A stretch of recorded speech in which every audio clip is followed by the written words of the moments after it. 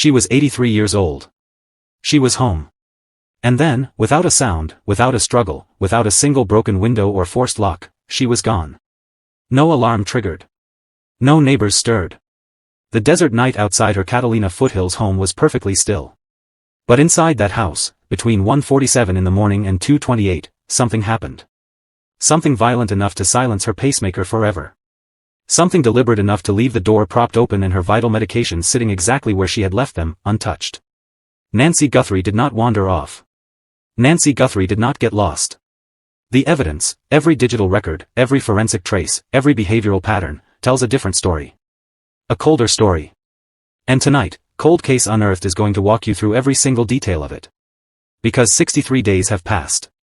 And nobody has answered the one question that has defined this investigation from the very beginning. Where is Nancy Guthrie? If this case has been keeping you up at night, you are not alone. Subscribe to Cold Case Unearthed right now and hit that notification bell, because the moment this case breaks, you need to be the first to know. This is the channel that does not look away. We are going to start at the beginning. Not the night she disappeared, but the investigation that followed it. Because the way this case was handled in its earliest hours tells us something important about everything that came after. Records obtained by Cold Case Unearthed confirm that the supervising officer who first responded to the Guthrie residence that night had never previously managed a homicide scene. Not once. In a case this sensitive, this forensically complex, this narrow in its window of physical evidence, the first officer through that door had no homicide experience whatsoever. A source close to the investigation sounded the alarm to us directly. That lack of experience, they said, likely compromised the earliest and most critical moments of an active investigation. The moments that can never be recovered. The moments that matter most. The physical scene they encountered told a troubling story. Blood on the porch. The front door propped open. The integrity of the scene itself was compromised before a thorough forensic sweep could be completed. And at 2:28 in the morning, Nancy Guthrie's pacemaker had transmitted its final signal, meaning that whatever happened inside that home, it had already happened. The window had closed. The clock had stopped. Her medications were still there. Sitting exactly where she left them. Without those medications, her survival was not merely unlikely. It was medically impossible. Someone removed her from that home and left behind the one thing she needed to stay alive. Whether that was intentional or careless, the result was the same. Detectives, when they arrived in full, made a decision that would later attract scrutiny. Rather than processing the interior of the home immediately, they focused on the timeline, the hours before anyone even realized something had gone wrong. They wanted to understand the sequence of events leading up to the moment the disappearance was reported. And to understand that sequence, they needed to start with her final confirmed movements. February 1, 2026. Tucson, Arizona. That Sunday evening, Nancy Guthrie had spent time at her daughter's home. A routine dinner. Comfortable, ordinary conversation. By all accounts, the visit was entirely normal, no reported conflict, no visible tension, no indication that anything about this particular Sunday was different from any other. At some point that evening, her son-in-law, Tommasso, drove her home. That fact is not disputed by anyone involved in this case. They arrived at her Catalina Foothills residence, a quiet, exclusive neighborhood where outsiders are noticed, where unusual activity does not go unremarked, and where daily routines are consistent and predictable. According to Tommasso's own statement to investigators, he waited until Nancy was safely inside before driving away. He says the garage door opened. He watched her walk in. Then he left. That was the last confirmed visual of Nancy Guthrie alive. Everything that followed lives in darkness. Investigators do not rely on memory alone. They follow technology. And the technology in this case drew a very precise and very disturbing picture. The doorbell camera at the Guthrie residence went offline at 1:47 in the morning. Her pacemaker transmitted its final signal at 2:28. That 41-minute window is where this entire case lives. Something happened inside that home during those 41 minutes, something powerful enough to interrupt both her digital security system and her heartbeat. When forensic investigators processed the scene, they were not searching for the obvious. They were searching for consistency. And what they found was deeply inconsistent with any version of a normal night. No forced entry. No stress marks on door frames or window locks. No broken glass. No signs of struggle. But here is the detail that shifted everything: the home security system had not been defeated. It had been accessed remotely, using the correct authorized login credentials. This was not a break-in. Someone did not guess a password or bypass a system. They knew the system. They knew the credentials. They knew exactly what to disable and precisely when to do it. The moment investigators processed that fact, the entire nature of the inquiry changed. They stopped asking who could have broken in, and started asking who already belonged inside that home. Outside the residence, another layer of evidence demanded attention. The vehicle used to drive Nancy home that Sunday night was seized by law enforcement early in the investigation. Not because it was proof of any specific crime on its own, but because it represented the final forensic link to her last confirmed moments. Vehicles function as mobile forensic environments. They hold data, fibers, and biological trace material. Transfer patterns preserved inside a car can reveal timelines that human memory is simply incapable of reconstructing. As forensic work continued in the background, media attention exploded. Journalist Ashley Banfield reported that law enforcement had internally identified Tommasso as a central figure in the investigation. He had not been charged with any crime. That distinction is critical. Investigative theories are fluid. But once a name enters the public conversation, public perception hardens like concrete, and it rarely softens. Search teams moved through the Arizona desert on foot. Helicopters swept the terrain from above. The family made desperate public appeals. And through all of it, Tommasso said nothing.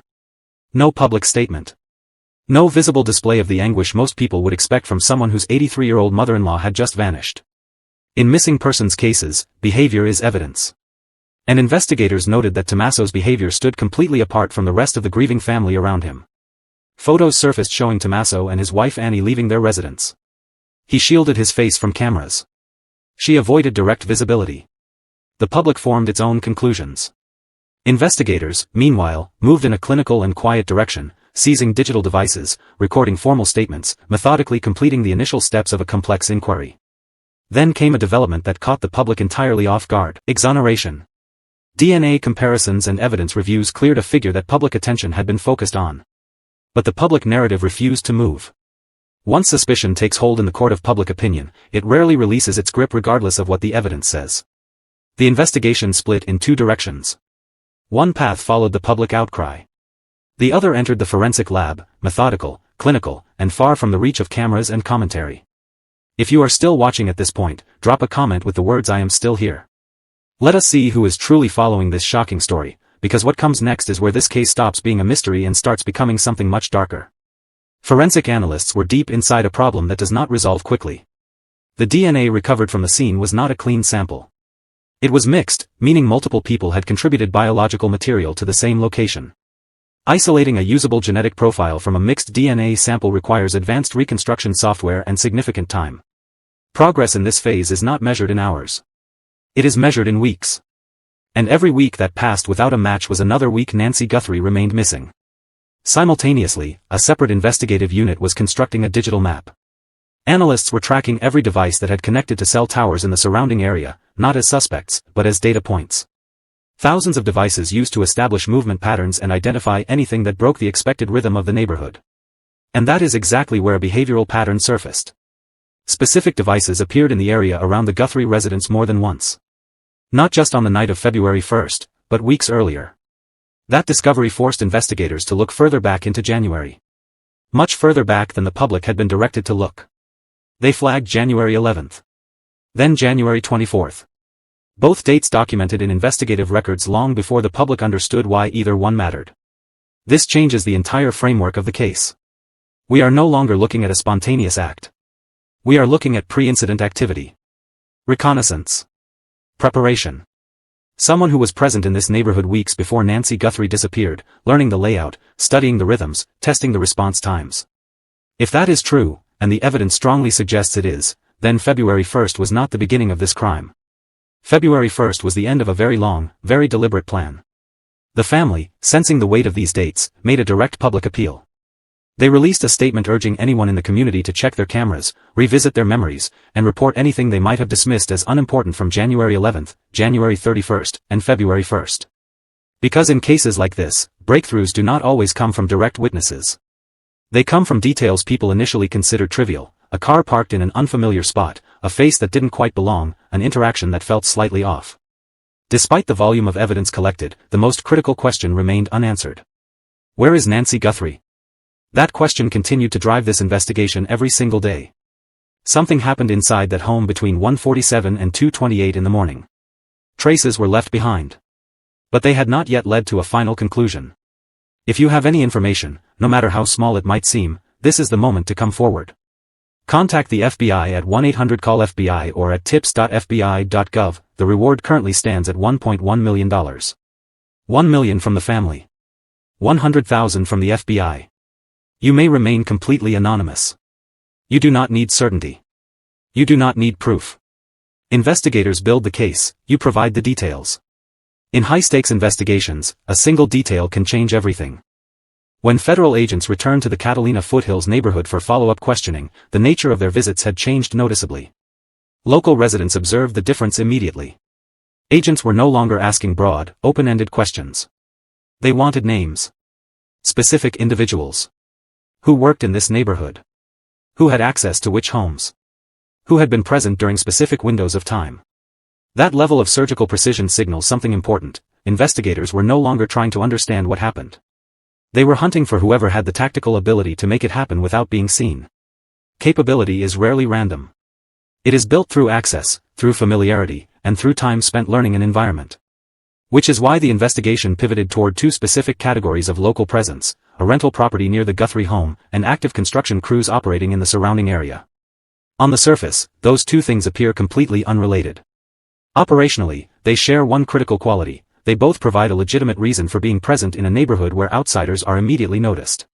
In a high-visibility area like Catalina Foothills, you do not simply walk the streets unobserved. You must belong. Or you must appear to belong. A rental property provides exactly that cover. You move in. You become a neighbor.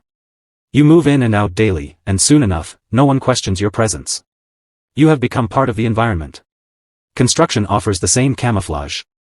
Work trucks arrive and depart. Crews move around properties. Activity happens at all hours. Nothing stands out. Everything looks like it belongs. That is the environment the FBI was analyzing, not simply who was capable of committing this crime, but who could do so without drawing a single second of unwanted attention. Apply that logic to January 11th. On that date, a masked figure was documented at Nancy Guthrie's front door. They did not force entry. They did not attempt to break in. They were simply present, and then gone. Experienced investigators described this detail with clinical precision: it was a test. Not an attempt. In any premeditated operation, you do not begin with the main event. You begin with reconnaissance. You study the timing of the target's routines. You learn how long it takes for a police response. You test the system in a low-risk environment. You observe, you assess, and you refine your plan before committing to the final act. January 11th was that test. A low-risk probe in service of a far darker purpose. Then January 24th arrived, a second date that investigators specifically highlighted to the public without fully explaining its significance. The family demanded it receive attention. That demand alone signals a pattern. Multiple points of contact before an incident do not constitute coincidence. They form a sequence. Detectives were mapping what investigators call the preparation phase, the deliberate, methodical steps taken before February 1st that transformed what might appear to be a single night's crime into something that had been weeks in the making. The rental property near Nancy's home presented investigators with two competing timelines. One account suggested the occupants had departed before the crime. The other suggested they fled immediately after. Both timelines could not be true simultaneously, but both led to the same fundamental question. Why did that specific house matter?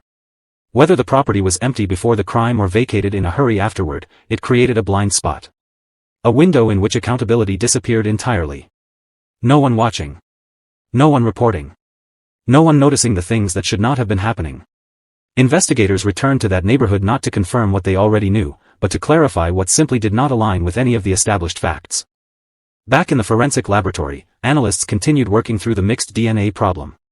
Once those genetic profiles are successfully separated and isolated, they can be matched. And when a match is made, everything shifts. DNA does not merely suggest a presence. It places a person. In a controlled private environment like a residential home, physical placement is everything. Any foreign DNA requires a logical explanation. If that explanation cannot be provided, that biological material transforms into something a prosecutor can stand behind in a courtroom. And if that same genetic marker appears at a secondary crime scene, its implication strengthens into something that forms the backbone of a criminal case. On the digital side, the cell tower analysis had narrowed from thousands of devices to dozens. And within those dozens, specific patterns were repeating in a way that demanded explanation. One device surfaced on January 11th. The same device pinged again on January 24th. The same device was active during the critical window on February 1st. Present at all 3 documented points of contact. Present when it should not have existed in that neighborhood at all. Random coincidence does not sustain itself across 3 separate dates and 3 separate events. When a pattern repeats at that frequency and in that context, it does not remain a theory. It becomes the foundation of a forensic structure that is very, very difficult to explain away in any court of law. Now synthesize everything. A masked figure appears at the front door weeks before the crime. A second key date is documented and flagged. A neighboring rental property gains investigative significance. Construction logs are scrutinized for personnel records. Unidentified DNA is recovered from a mixed sample. A single digital device repeats its pattern across 3 documented dates. Individually, each of these fragments raises a question. Collectively, they provide the framework of an answer. This case has stopped casting a wide net. The investigation is now focused on specific individuals, specific movements, and extremely tight windows of time. Once a task force reaches this level of precision, the momentum has shifted permanently. The process has moved from baseline uncertainty into a rigid, closing structure, not guessing at possibilities, but demanding answers from the hard evidence already in hand. Every major investigation hits a tipping point. The moment where the search stops expanding and begins pulling violently inward.